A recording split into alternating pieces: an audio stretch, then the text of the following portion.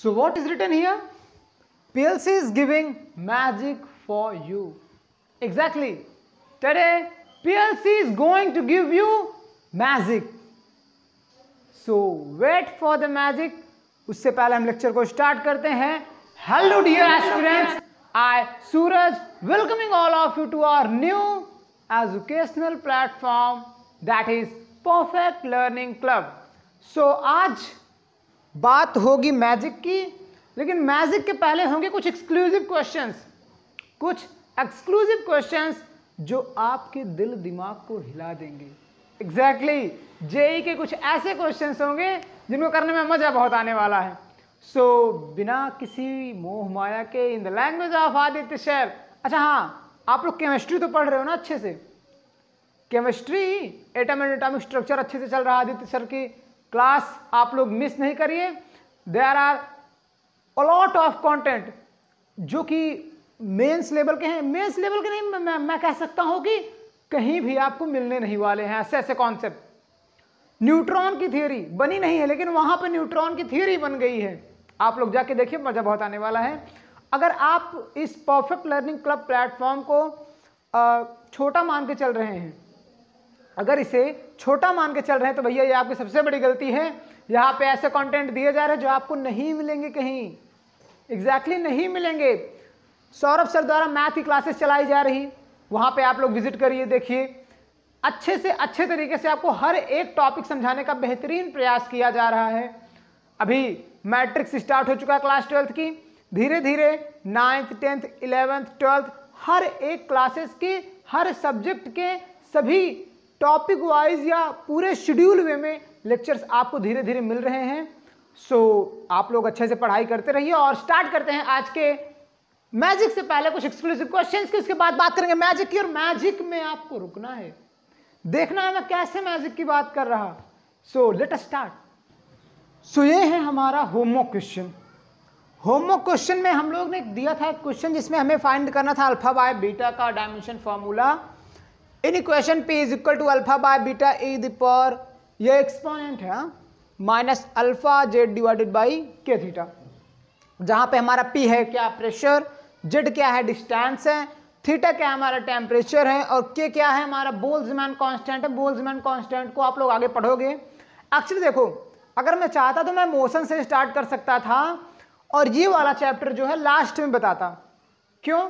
क्योंकि इसमें हर एक चीज, जैसे विस्कोसिटी हो गया, दुनिया भर की बातें हो गई, प्लैंक कांस्टेंट, यंग्स मॉडुलस, दुनिया भर के जो सारे फॉर्मूलाज होते हैं या क्वेश्चंस होते हैं, फिजिकल क्वांटिटीज होती हैं, डिराइव्ड क्वांटिटीज होती हैं, सब पढ़ने के बाद आपको जब ये समझ में आ जाता तो अच्छे से समझ में आता. लेकिन यहाँ पे मैंने पहले स्टार्ट करा क्योंकि मैंने सोचा कि आपको एक एक चीज़ें बताते हुए चलेंगे, बाकी उनके बारे में आप लोग आगे समझ लोगे. जैसे यहाँ पे क्या है, K is equal to Boltzmann constant, तो बोल्ट्जमैन कांस्टेंट के लिए आप घबराइए नहीं, आगे के लेक्चर्स में आपको समझाया जाएगा. लेकिन यहाँ पे बस हमें इतना समझना है कि यहाँ पे K बोल्ट्जमैन कांस्टेंट का ये जो है दिया है हमारा dimension formula.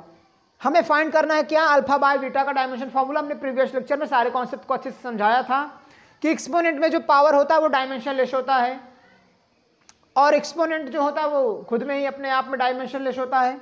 Alpha by beta का हमें डायमेंशन फाइंड करना है. यहाँ पे P पावर, प्रेशर जो होता है हमारा क्या होता है, F बाई ए. हमने प्रीवियस लेक्चर में बात करा था. आपको ये क्वेश्चन आसानी से आ गए होंगे, लेकिन कमेंट बॉक्स में आप लोग ढिलाई कर रहे हो, आप लोग पढ़ ही नहीं रहे हो मुझे लगता है. लेकिन हाँ, पढ़ाई करो यार. तो अल्फा बाय बीटा का हमें डायमेंशन फॉर्मूला फाइंड करना है. तो हमें यहाँ पे क्या मिलेगा, P का डायमेंशन फॉर्मूला है, हम यहाँ पे लिखेंगे क्या, पहले एक सिंपली वे में हम यहाँ पे P का डायमेंशन फॉर्मूला लिखते हैं. P का डायमेंशन फॉर्मूला होता है F बाई ए. F का होता है M L T minus 2 divided by, no sorry, यहाँ पे MLT2 होता है. F is equal to MA, sorry यार, अच्छे से आपको एक्सप्लेन करते हैं तो खुद गलती करेंगे. F होता है क्या हमारा, MA divided by metre square. M का होता है क्या, M, A का LT माइनस 2, तो LT minus 2 divided by A का क्या होता है, L स्क्वायर. एरिया भाई, area metre square, L square. L square ऊपर गया, बचा क्या हमारा, M L minus 1 T minus 2. ये हमारा निकला किसका डायमेंशन फॉर्मूला, P का. यहीं पे हम नोट कर लेते हैं इसे कि हमारा P का डायमेंशन फॉर्मूला क्या निकला,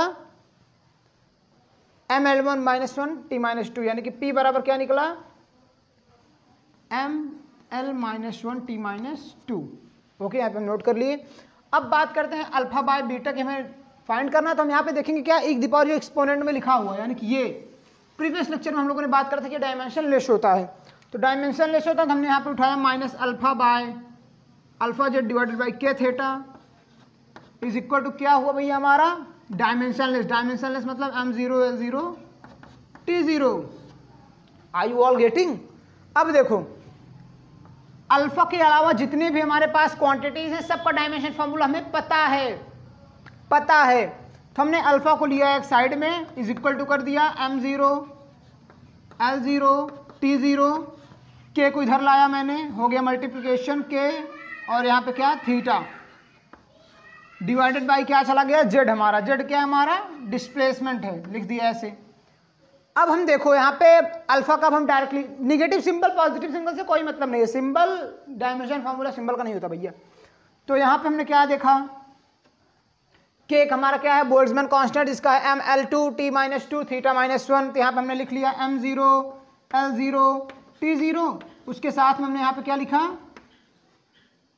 बोल्ट्जमैन कांस्टेंट का ML2 t-2 थीटा -1। उसके बाद हमने यहाँ पे लिखा थीटा। उसके बाद आ गए हम नीचे, बचा क्या हमारा metre shows the distance and distance displacement, distance का क्या हुआ हमारा z, यानी कि मीटर यानी कि L। अब देखो कौन कौन सी क्वांटिटीज हमारी कट रही है, आसानी से उसे हम काट देंगे। क्या थीटा यहाँ पे पॉजिटिव वन है, यहाँ पे निगेटिव वन है, यानी कि कैंसिल आउट हो गया थीटा हमारा। M0 L0 T0 में हमारा जब ये ऐड होगा तो हमारा सेम क्वांटिटी ऐसी बच जाएगी, क्या ML2 t-2, बचा क्या ML2 t-2, और थीटा से कैंसिल हो गया, यल बचा, यल ऊपर गया तो क्या हो जाएगा ML-1 t-2। क्या बचा यहाँ पे हम लिख देते हैं ML2 t-2। अब नीचे क्या बचा हमारा L, अब L ऊपर जाएगा तो क्या हो जाएगा ML-2। क्या अल्फा का क्या आया ML-2। ये रहा हमारा अल्फा का डायमेंशन फॉर्मूला। अब अल्फा के डायमेंशन फॉर्मूला हम यहां पे पुट करेंगे कहां पे, अब देखो एक्सपोनेंट आ गया ना, एक्सपोनेंट तो साफ साफ एक्सपोनेंट कह रहा है तो उसकी कौन सी डायमेंशन होगी, यानी कि पूरा खत्म, पूरी क्वांटिटी खत्म, bye bye tata goodbye. तो यहां पे हम लिखेंगे क्या, समझ में आया आप लोग, नोट करते चलेंगे। हाँ अब देखो P इज इक्वल टू हमें क्या मिला अल्फा बाय बीटा, P का डायमेंशन फॉर्मूला हमने फाइंड करा था, गायब हो गया, कोई नहीं। यहाँ पे देखेंगे P का डायमेंशन फॉर्मूला क्या होता है ML-1 t-2।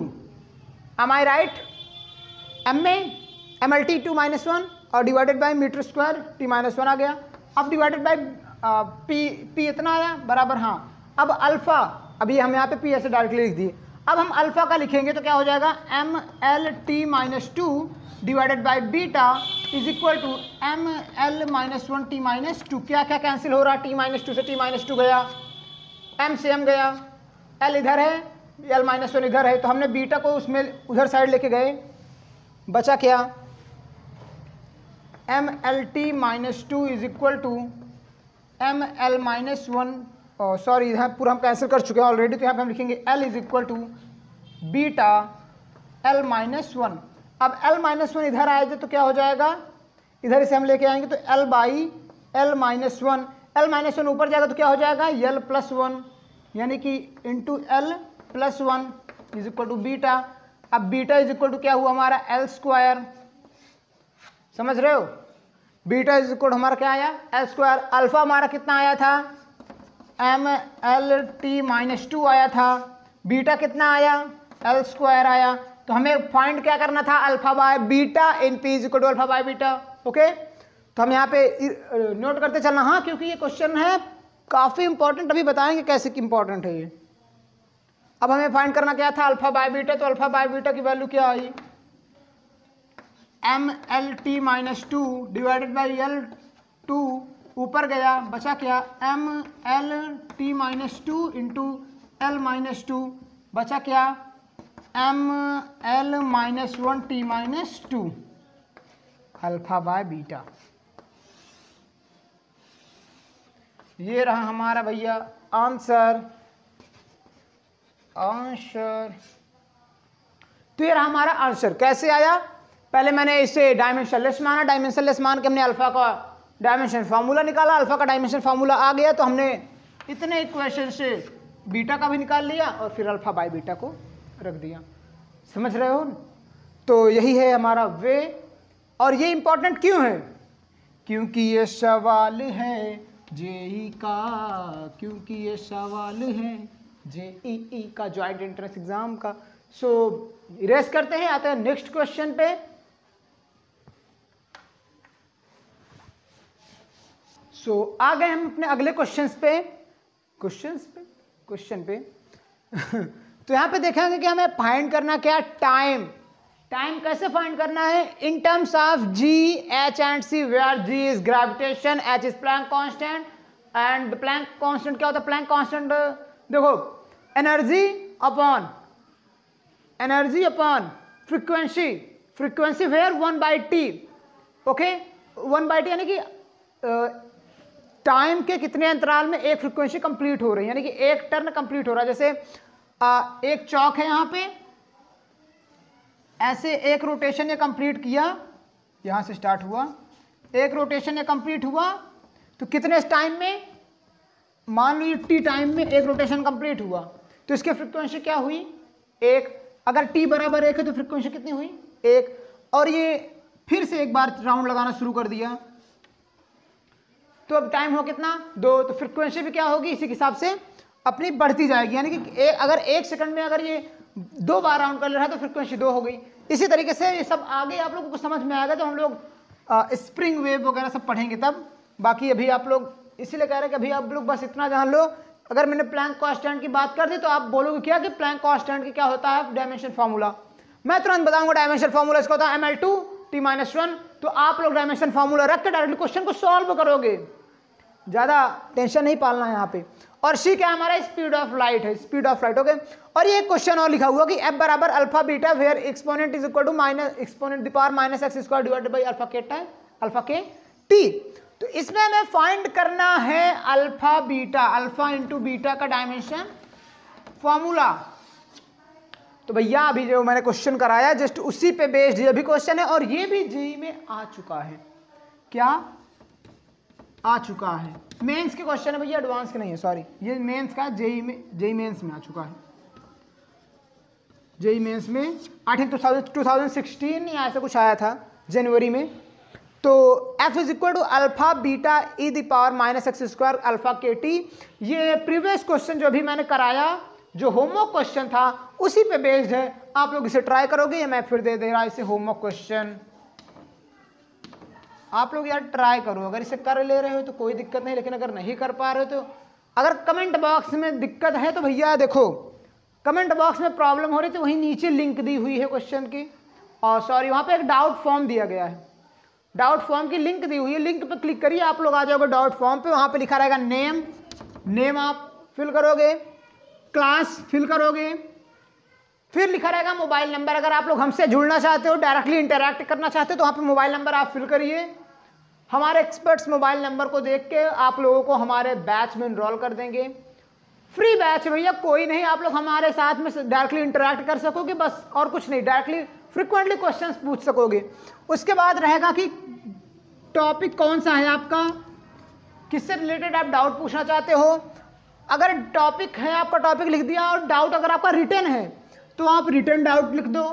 लेकिन अगर आपका रिटर्न डाउट नहीं है भैया, आपको कुछ इमेज वगैरह भेजनी है, तो वहीं पे है एक इमेज का ऑप्शन, आप ऐड फाइल पे क्लिक करोगे तो आप इमेज को अपलोड कर दोगे। एक इमेज, 2 इमेज, जितनी इमेज आपको अपलोड करनी है आप कर सकते हो, फ्री ऑफ कॉस्ट है, कोई दिक्कत नहीं है। आप लोग डाउट हमारे पास भेज सकते हो, हमारे एक्सपर्ट्स डाउट को देख के उसके सोल्यूशन आपको प्रोवाइड करेंगे बहुत ही आसानी से। आपका नाम वगैरह कुछ नहीं रहेगा भैया उसमें, आप एकदम सीक्रेटली प्राइवेटली हमारे पास में आ जाओगे। नहीं, कुछ होते हैं बच्चे जिनको शर्म आने लगती है कुछ डाउट्स पूछने में, तो मैं बता दूं, अगर आप लोग आज डाउट पूछने में शर्म करोगे तो आगे आपको क्वेश्चंस कैसे आएंगे? कैसे क्वेश्चंस आएंगे?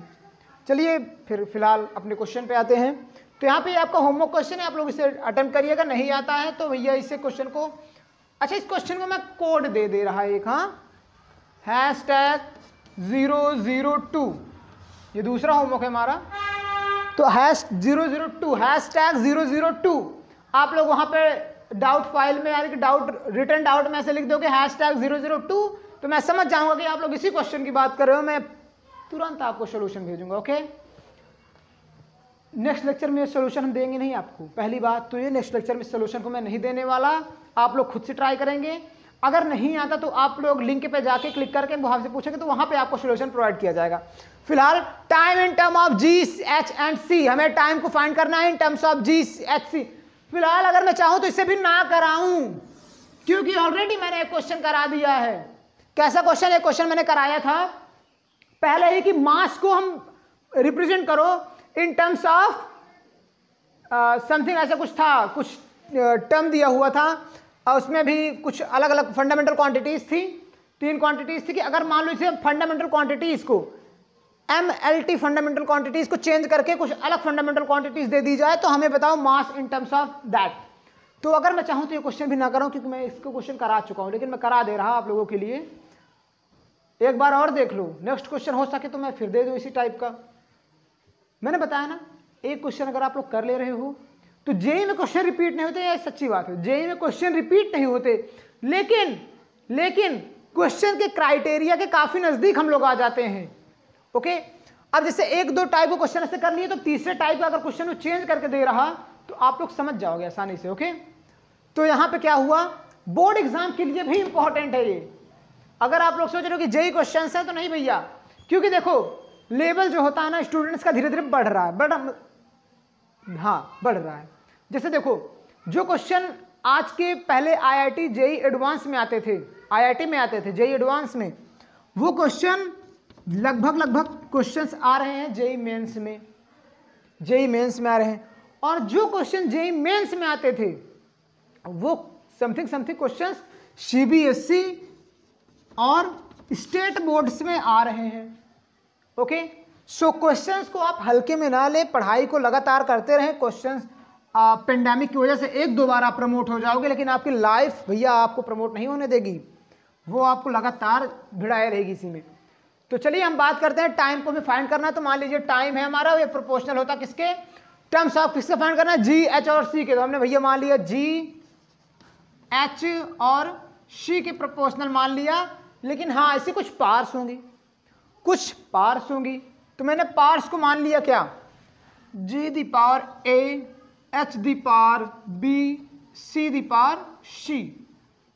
ओके, अब यहाँ पे जैसे मैं प्रोपोर्शनलिटी को हटाऊंगा तो यहाँ पे क्या आ जाएगा, एक कांस्टेंट आ जाएगा, G the power A, H the power B and C the power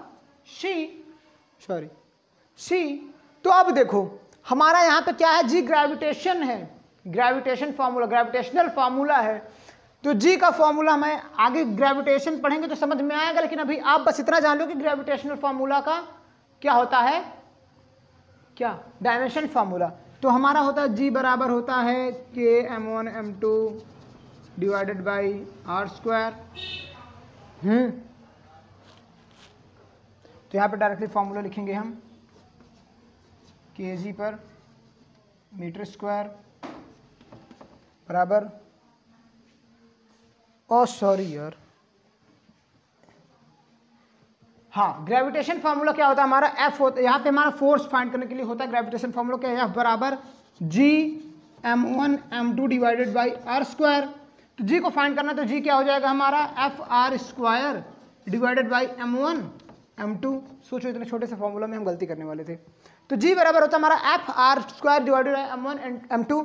तो यहाँ पे F क्या होता है, MLT-2 और R क्या होता है, स्क्वायर है L2। अब देखो यहाँ पे डायमेंशन फार्मूला को हम क्लोज कर लें, ये तो बेइज्जती होगी इसके प्रॉपर्टी पे। तो m1 m2 kg² यानी कि m²। अब यहाँ पे हमें क्या मिला, इसके G का क्या कहते हैं यार, इसे हम क्या पढ़ रहे हैं, डायमेंशन फार्मूला क्या होता है। तो यहाँ पे आ गया क्या, m इधर है, m² इधर है, यानी कि m-1, L इधर है, L2 इधर है, तो क्या हो गया L3, T⁻², तो यहाँ पे T⁻² लिख दिए। तो ये क्या निकला हमारा, ग्रेविटेशनल फार्मूला। लेकिन यहाँ पे हम क्या करेंगे कि आपको ऐसे दिया बिना कुछ किया कराया, यहाँ पर दे दिया जा रहा है कि जी बराबर इतना होता है, ठीक। प्लैंक कांस्टेंट का मैंने ऑलरेडी लिखा था, मैंने थोड़ा भूल गया था कि ग्रेविटेशन का भी लिख देते, मैंने सोचा कि पता होगा। तो यहाँ पे ग्रेविटेशन का क्या हो गया, mL2T⁻⁻1। c speed of light, c is speed of light, यानी कि स्पीड क्या होती है, अब चाहे उसे c से लिख दें चाहे v से लिख दें, लेकिन यहाँ पे c क्यों लिखा गया, क्योंकि वो डायरेक्टली पता चलेगा भैया स्पीड ऑफ लाइट है। इसे आप चाहो तो कांस्टेंट भी मान सकते हो, क्योंकि speed of light always equal to 3 × 10⁸।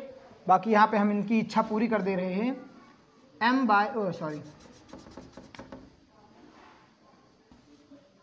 Displacement of time लिखने से अच्छा हम यहाँ पे लिख दें डायरेक्ट कि LT-1,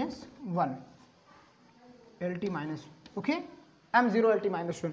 तो अब देखो टाइम का क्या होता है, m0 L0 t is equal to, constant को हम हटा दें क्योंकि कॉन्स्टेंट का कोई मतलब ही नहीं है, तो यहाँ पे लिख लेते हैं हम g वेयर इज m-1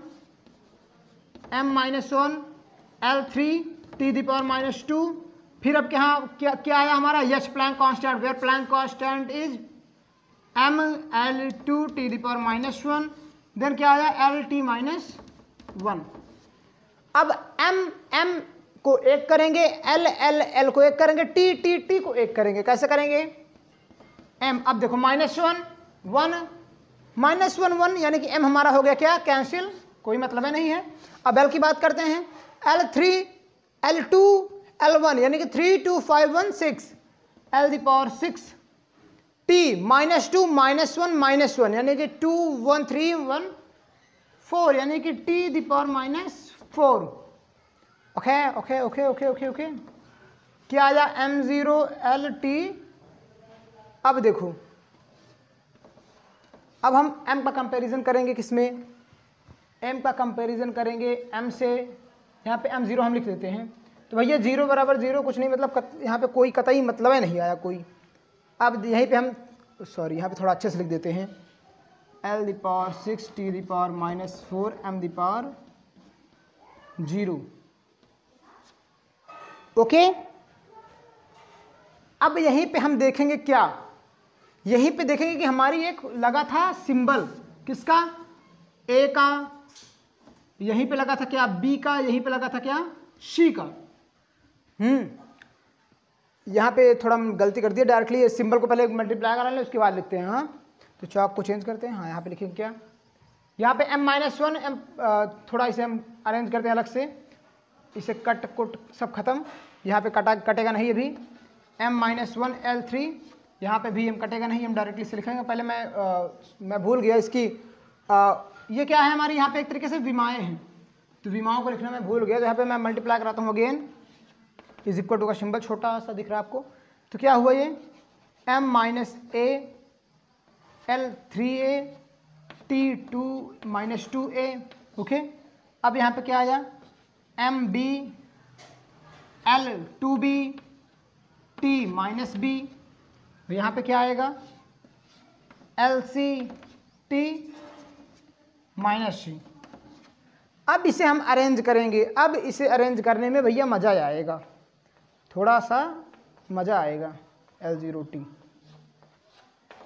तो अरेंज किए हम इसे, m का क्या है -a b, यानी कि क्या हो गया b -a, जोड़ेंगे तो -a + b आएगा, जिसे हम अरेंज करके b - a लिख सकते हैं।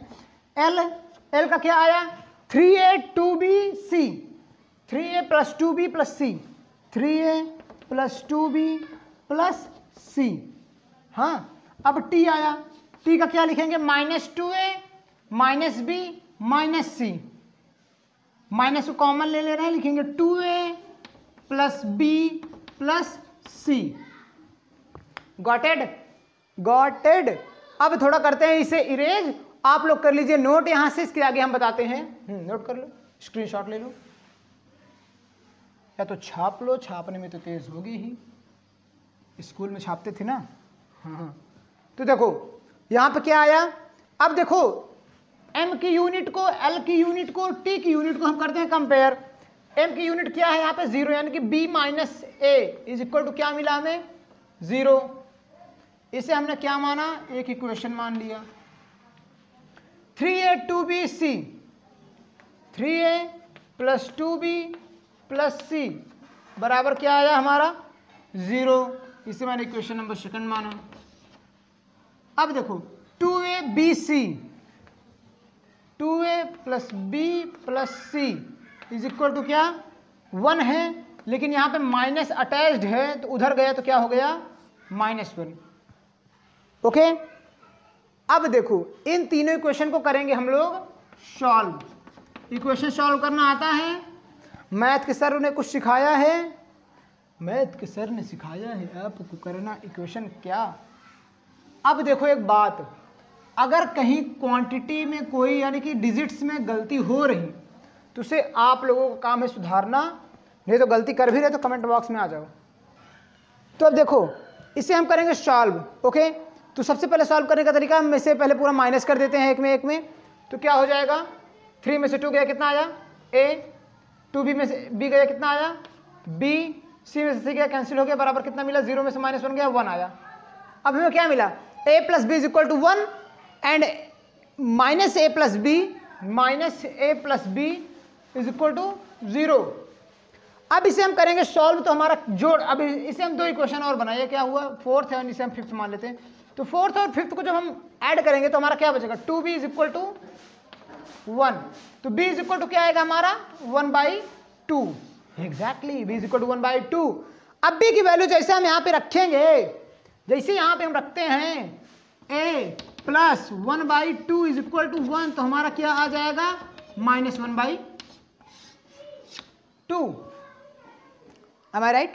No, sorry 1/2 उधर गया तो 1 - 1/2 इज इक्वल टू 1/2। ओके, तो हमारी b की वैल्यू क्या आई 1/2, a की वैल्यू क्या आई 1/2।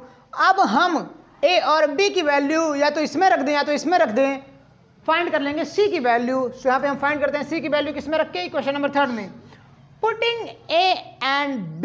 Putting the value of a and b in equation number 3 क्या हो जाएगा 2 into 1/2 plus b, where is b, here is b, 1/2 plus c is equal to 1।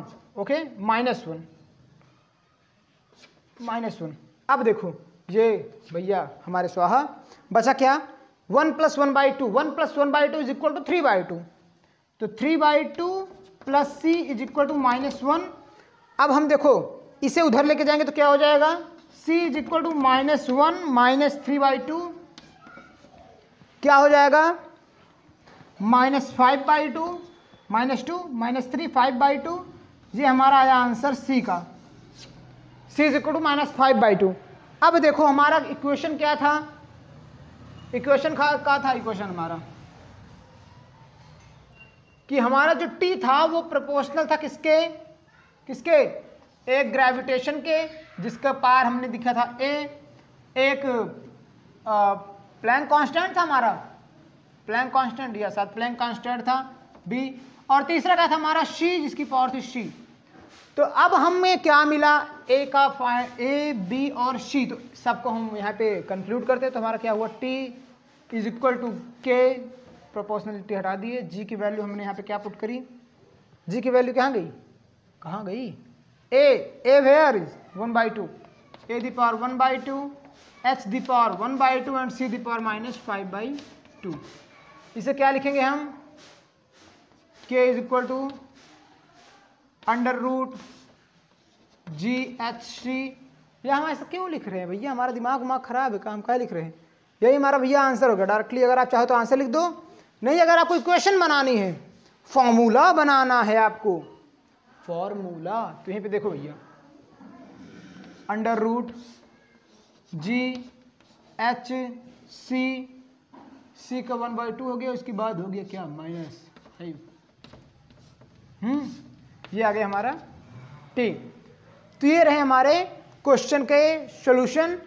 Directly हमने क्या कर दिया यहाँ पे t को इन टर्म में, अगर हम t को इस टर्म में फाइंड करते हैं तो हमारा डायमेंशन फॉर्मूला क्या आएगा 1/2 h 1/2 c -5/2।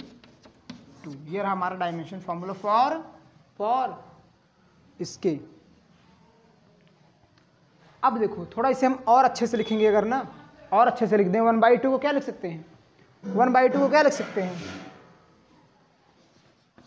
g the power inversely -1 लिख सकते हैं। अगर यार अब इसे अपने हिसाब से सेट कर लियो, ज़्यादा हम इस पर टाइम नहीं देंगे, नहीं तो लेक्चर की लेंथ ज़्यादा हो जाएगी। तो आप इसे अपने हिसाब से सेट कर लोगे तो -1 समथिंग कुछ करके आएगा, 1/2 को जो भी आप लिखना चाहो। ओके, सो हम करते हैं, आते हैं अपने अपने अपने अपने हाँ, ये भी क्वेश्चन था किसका, जेई मेंस में 9 जनवरी को आया था शायद अप्रॉक्स 2006 में। तो अब चलते हैं अपने, कितने क्वेश्चन हुए, एक होमवर्क में हुआ ना, हाँ ठीक। अब चलते हैं हम अपने मैजिक की ओर, मैजिक की ओर। सो हमारा मैजिक क्या है, मैजिक क्या है हमारा, आज हम लोग फाइंड करेंगे, जैसे देखो एग्जांपल, मोमेंट ऑफ इनर्शिया का नाम सुना है, moment of inertia, moment of inertia, चलो मैजिक को इसी में कंक्लूड कर देते हैं। मोमेंट ऑफ इनर्शिया का मतलब सुना है यार, ऐसे मैजिक नहीं दिखाएंगे तो हम किसी आदमी को लिटा के ऐसे हवा में उड़ा देंगे, ये सारी मैजिक मैजिशियन करते हैं। यहाँ पे मैं मैजिशियन हूँ तो कौन सी मैजिक दिखाएंगे आप लोगों को, फिजिक्स से रिलेटेड।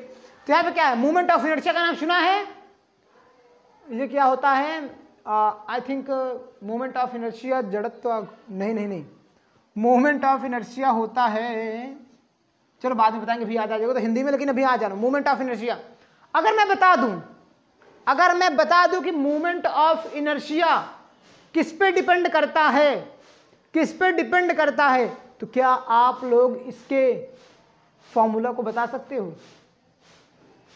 नहीं, अरे हाँ, यही तो हमारा मैजिक है कि बिना जाने हम इसके फॉर्मूला को बना देंगे। कैसे, डायमेंशन फॉर्मूला से, डायमेंशन फॉर्मूला से इसके फॉर्मूला को आज हम जा रहे हैं बनाने। क्या होता है हमें नहीं पता, जैसे F बराबर ma, S बराबर ½ हमें नहीं पता है कि ½ होता है, हमें नहीं पता है कि F बराबर ma होता है। मान लो एक तरीके के लिए हमें नहीं पता कि F बराबर ma होता है, तब भी हम बता सकते हैं कि अगर हम बता दें कि ये जो हमारा फोर्स होता है वो डिपेंड करता है एक क्या, मास पे, दूसरा एक्सेलरेशन पे। हमें नहीं पता F बराबर m में होता है, तब भी हम बता सकते हैं कि F बराबर m में इसका फॉर्मूला होता है। ये हमारा आज का मैजिक है। कैसे, जैसे देखो एग्जांपल एक छोटा सा ले लेते हैं, ½ पे लेते हैं, नहीं F बराबर m पे, चलो हाँ F बराबर m पे हम ले लेते हैं छोटा सा एग्जांपल। जैसे मान लो कि हमारा F जो होता है डिपेंड करता है किस पे, प्रोपोर्शनल है, किसके प्रोपोर्शनल है, एक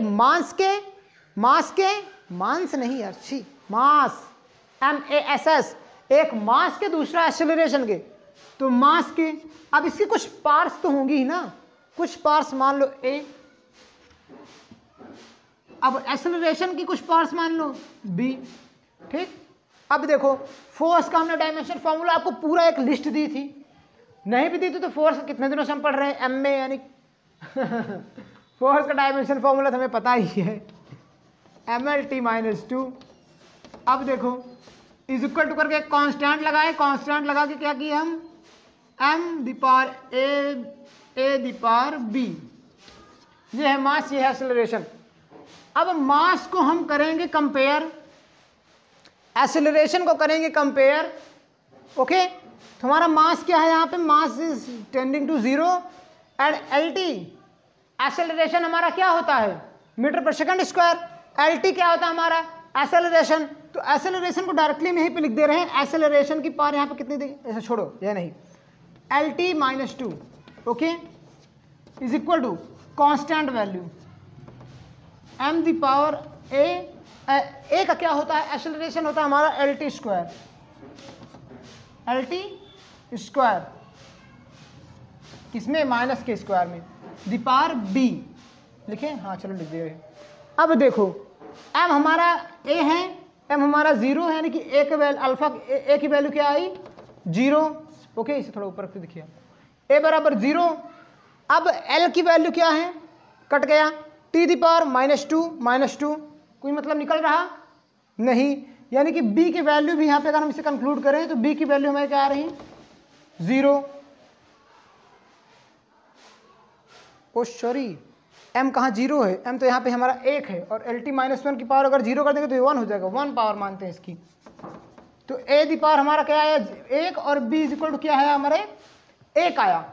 तो a बराबर 1 और b बराबर 1 को जब हम इसमें रखेंगे तो हमारा क्या आता है f proportional to m1 a1 where f proportional to m में, f प्रोपोर्शनल टू m में। देखा आपने, हमें पता था क्या कि ये मास पे डिपेंड करेगा और एक्सीलरेशन पे डिपेंड करेगा, लेकिन हमने फाइंड कर लिया क्या फॉर्मूला। इसी तरीके से हम थोड़ा एक और मोमेंट ऑफ इनर्शिया, हाँ चलो मोमेंट ऑफ इनर्शिया को देख लेते हैं, इसे समझाने के लिए बोले थे, लेकिन हाँ यहाँ मैंने प्रोपोर्शनलिटी की बात कर दी। ठीक, तो जो प्रोपोर्शनलिटी कांस्टेंट के आता है, ये थियरी में हम लोगों को समझाया गया था जब हम लोग फोर्स पढ़ रहे थे, आप लोग भी पढ़ोगे कि where proportionality constant tends to 1, इसकी वैल्यू 1 आती है इज इक्वल टू 1, टेंस नहीं इज इक्वल टू 1। तो चलो देखो, अब हम लोग मोमेंट ऑफ इनर्शिया की बात करते हैं। हम सबसे पहले बता देते हैं कि मोमेंट ऑफ इनर्शिया डिपेंड किस पे करता है। एक करता है मास पे, दूसरा करता है इसके डिस्प्लेसमेंट या रेडियस मानो यार, तुम रेडियस बोल दो या डिस्टेंस भी कह सकते हो।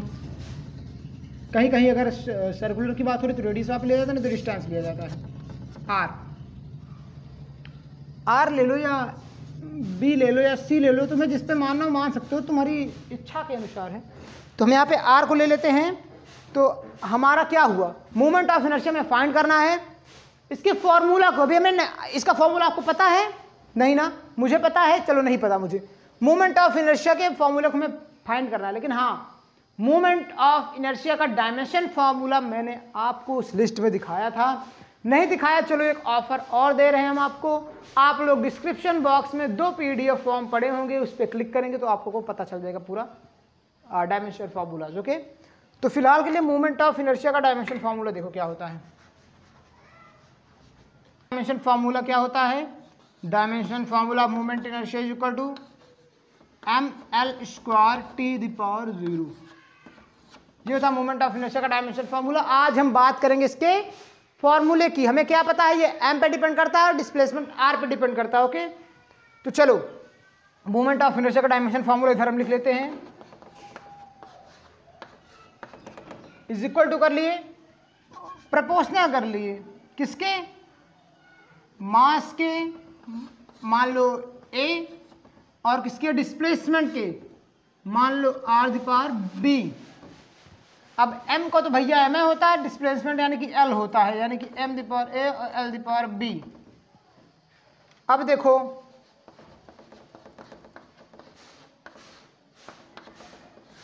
अल्फा a की वैल्यू क्या आई, रिलेट करो, a की वैल्यू क्या आई 1, b की वैल्यू क्या आई 2, t तो है ही नहीं हमारा, तो t की कोई वैल्यू है नहीं। मतलब क्या पता चला, m r⁴2, यहाँ पे हम अगर पुट करेंगे कहाँ पे, यहाँ पे, तो क्या मिलेगा हमारा 1 और r पे 2, यानी कि क्या हुआ mr²। यानी कि मोमेंट ऑफ इनर्शिया का फॉर्मूला क्या होता है mr²। ओके, अब हम आपको बताते हैं इसकी शॉर्ट ट्रिक। जैसे देखो, हमें क्या पता था, हमें डायमेंशन फॉर्मूला पता चला, इससे क्या हुआ, इसका ml² ना, यानी कि mass square into radius square, l यानी कि रेडियस या डिस्प्लेसमेंट स्क्वायर, यानी कि m इंटू डिस्टेंस का square, md², moment of inertia, जिसे हम MI कहते हैं, moment of inertia equal to md²। जैसे F बराबर m की बात है तो उसका क्या होता है ml_t−2। तो हमें क्या पता चला, LT-2 होता है क्या, एक्सेलरेशन, यानी कि ma, यानी कि मास और एक्सेलरेशन आ गया। ओके, अगर हमें पता चलता है क्या थर्ड टर्म, जैसे अब एक और इक्वेशन की बात करते हैं, एक और फॉर्मूला की बात करते हैं, जहाँ पे इस मैजिक को यूज करते हैं हम लोग और फाइंड करते हैं क्या, डायमेंशन फॉर्मूला। जैसे मान लो हमारा एक हो गया टाइम, मैंने बोल दिया टाइम डिपेंड करता है किस पे, लेंथ पे और g, वेयर इज g, यानी कि you can consider as acceleration, a और एम हियर इज मास। तो मैंने बोल दिया लेंथ पे, जी पे और एम पे होता है। अब थोड़ा इसे रिलेट करो हम पुराने टॉपिक से भी। हम क्या कह रहे थे कि अगर हम पुराने समय में क्या बोले हमने, अगर हम टाइम को फंडामेंटल क्वांटिटीज जी, एच और सी में मान ले तो हमारे जो डायमेंशन फॉर्मूला आते हैं in terms of G, C, H क्या होंगे। उसी तरीके से फॉर्मूलाज को बनाया जाता है कि अगर हम टाइम को कंसीडर करें इन फंडामेंटल क्वांटिटीज एल, जी और एम में, तो हमारा जो नया इक्वेशन बनके तैयार होगा वो क्या होगा। चीजें एक दूसरे से रिलेट थी, चीजें एक दूसरे से रिलेट थी, इसीलिए मैंने पहले उससे बताया, उसके बाद मैं इससे बता रहा हूं। तो आप लोग आसानी से शायद इसे समझ गए होंगे। चाहो तो आप इसे होमवर्क में कर सकते हो। करोगे होमवर्क? नहीं, मैं बता दे रहा हूं। चलो ठीक। तो टाइम हमारा किस पे प्रोपोर्शनल है? प्रोपोर्शनल है किस पे? लेंथ पे। Got it? जी पे, जी यहाँ पे हमारा एक्सेलरेशन है, ऐसा कंक्लूड करिएगा आप लोग। और एम क्या, चूंकि जी क्या है हमारा, जी क्या है, एक जी होता है ये जिसे हम कहते हैं ग्रेविटेशनल फॉर्म, ग्रेविटेशन वाला जी होता है, और एक होता है ये जी ग्रेविटेशनल एक्सेलरेशन की, यानी जिसे हम हिंदी में क्या गुरुत्वाकर्षण कहते हैं इसे, और इसे गुरुत्वीय त्वरण कहते हैं। सॉरी, दोनों हम लिख दिए जी, यहाँ पे जी स्मॉल जी। ओके, तो यहाँ पे हमारा small g as a consider acceleration, where acceleration, चलो स्मॉल जी लिखते हैं, आप लोगों को बुरा लग जाएगा थोड़ा सा। तो यहाँ पे एल दी पावर ए हुआ, जी दी पावर बी माने, और एम मास, मास को हमने सी कंक्लूड कर दिया। ओके, तो अब देखो टाइम को प्रोपोर्शनलिटी का दे दिया हम, L the power A, G the power B, M the power C, where L को हम एल ही लिखते हैं, जी को क्या होता है हमारा L T square, L T की एल टी माइनस 2 हो गया, इसकी पावर ए विमाए, इसकी पावर बी, और एम हमारा हो गया भैया सी ए। ओके, हमारा क्या निकला time m0, L0 and t। अब हमारा LTM आया जी, हमारा ये मास था। ओके, मास था। तो अब देखो L A L B T minus 2B M C। Okay, अब देखो यहां पे हमें क्या पता चलेगा, क्या पता चलेगा, M0 L0 T0 करते हैं हम कंपैरिजन, इसी से हम मैच करके सिम ऐड कर देते हैं, A प्लस बी हो गया। अब हम करते हैं कंपैरिजन M L T को, M L T को, तो M को कंपैरिजन करें तो क्या मिला हमारा C बराबर 0, मतलब C बराबर 0 मिला। इसका मतलब कि हमारा जो ये फॉर्मूला था ये मास पे डिपेंड नहीं करता। अभी तक किसी ने कहा कि भैया ये मास पे डिपेंड करता है, ग्रेविटेशनल एक्सेलरेशन पे डिपेंड करता है और लेंथ पे डिपेंड करता है, लेकिन अभी मुझे क्या मिला, C बराबर 0, जो कि M का जो डायमेंशन था। लेकिन डायमेंशन मतलब क्या होता है, वे घाते जो रिप्रेजेंट करते हैं कि उस डायमेंशन फॉर्मूला का कितना योगदान है, उस फंडामेंटल क्वांटिटी का कितना योगदान है। तो भैया मास का कोई योगदान नहीं, उसको डिपेंड नहीं करता है। अब बात करते हैं L is equal to A plus B, यानी कि पहले T की बात कर लेते हैं। T हमारा क्या है, यहाँ पे 1 है, सॉरी वहाँ यहाँ पे 1 लिखा है ना, T टाइम। तो 2b इज इक्वल टू 1, यानी कि हमारा b क्या आया, माइनस 2b है, तो -1/2 आया। अब -1/2 A plus B is equal to हमारा मिला क्या, 0। ओके, अब b को हम यहाँ पे लिख देते हैं, A -1/2 इज इक्वल टू 0, तो हमारा उधर गया, तो A क्या आया 1/2, A हमारा मिला 1/2 और B मिला हमारा -1/2। तो हम यहाँ पे लिखते हैं फॉर्मूला को, क्या लिखे थे अभी तक, टाइम किसके प्रोपोर्शनल है, M A L लिखे थे पहले, L A G B और M C की। तो L कितना आया हमारा, A कितना आया 1/2, तो L 1/2, G कितना आया, G कितना आया -1/2, C कितना आया 0, यानी कि C पे डिपेंड नहीं कर रहा है हमारा, C पे डिपेंड नहीं कर रहा है टाइम का जो फॉर्मूला होता है, टाइम प्रोपोर्शनल। अब देखो T हमारा ये क्या है, इससे हम प्रोपोर्शनलिटी कांस्टेंट, प्रोपोर्शनलिटी को जब हम हटाएंगे तो आ जाएगा constant is equal to where k. अब देखो मास हमारा क्या था, डिपेंड ही नहीं करता, तो इसमें लिखेंगे क्यों, आया हमारा L1/2 G -1/2, -1/2 ऊपर नीचे लेके गया, क्या हो जाएगा अपॉन G1/2। अब देखो यही हमारा होता है फॉर्मूला किसका, टाइम पीरियड का। ये हमारा टाइम बता रहे थे ना, ये है टाइम पीरियड। कैसे पता चला? क्योंकि ये आ गया l under root divided by g constant. क्या? T is equal to k under root l by g हमारा होता है टाइम पीरियड का फॉर्मूला। कि अगर मान लो किसी पेंडुलम की लेंथ इतनी है और वो ग्रेविटेशन के अलॉन्ग है, तो वो एक टाइम पीरियड में कितनी बार वो घूमेगा, यानी कि उसका टाइम पीरियड बताओ कितना हो सकता है। तो हमारा फॉर्मूला क्या है? T इज इक्वल टू के एल बाई जी। देखा आप लोगों ने कैसी मैजिक थी? हम लोगों को पता भी नहीं था कि ऐसा कुछ फॉर्मूला आने वाला है, बस हमें पता क्या था कि योगदान कितने पे है? यल पे और जी पे। यम भी किसी ने बता दिया था गलती से, लेकिन यम पे निकला ही नहीं, तो यहाँ पे हमें पता चल गया कि यम भैया नहीं है। Dimension formula always will give you the correct response as you are seeing here. अब इसका एक्चुअल फॉर्मूला के बारे में थोड़ा डिस्कस कर लेते हैं। T इज इक्वल टू होता क्या है? 2 pi under root l by g. आप लोग बोलोगे सर आपने ये धोखाधड़ी कैसे कर दी, अभी तो बोला कि ये पूरा एक्चुअल फॉर्मूला निकल आया। मैंने यहाँ पे के की बात करी ना, वेयर के इज बिलोंग्स टू 2 पाई। यही डायमेंशन फॉर्मूला की होती है limitation. Limitation of dimension formula says that dimension formula कभी भी करेक्ट रिस्पॉन्स नहीं दे सकता फॉर कांस्टेंट वैल्यू। ये हमारी क्या है? कांस्टेंट वैल्यू है, तो इसका करेक्ट रिस्पॉन्स नहीं दे सकता, बाकी आपको एक ओवरऑल रिस्पॉन्स दे देगा फंडामेंटल क्वांटिटीज का। तो आज हम लोगों ने काफी कुछ सीखा, एक मैजिक भी सीखी, एक होमवर्क क्वेश्चन भी आप लोगों को मिल चुका है। बाकी अगर आप लोग और होमवर्क क्वेश्चन चाहते हो तो डीपीपी आप लोगों के लिए धीरे धीरे रेडी हो रही है, आप लोगों को सब कुछ मिलेगा। आज थोड़ा एक और टॉपिक बचा, उसकी बात कर लेते हैं, फिर हम बात करेंगे नेक्स्ट लेक्चर में कुछ और बातें होंगी नेक्स्ट लेक्चर में। फिलहाल के लिए आज हम एक लास्ट टॉपिक डिस्कस करेंगे। क्या? कि देखो एप्लीकेशन है, तो एप्लीकेशन में ही ये सारे टॉपिक्स आते हैं जो हमने ऑलरेडी आपको बता चुके हैं। वे सारे जो टॉपिक्स आते हैं क्या होते हैं? एप्लीकेशंस में आते हैं। तो इन्हीं एप्लीकेशन को थोड़ा एक स्टेप और आगे बढ़ाते हुए हम बात करते हैं कि जो डायमेंशन फार्मूला का एक और एप्लीकेशन है वो है कि किसी भी इक्वेशन को चेक करने के लिए हम डायमेंशन फार्मूला का यूज़ करते हैं। किसी भी इक्वेशन को चेक करेंगे, जैसे v बराबर u प्लस एटी है,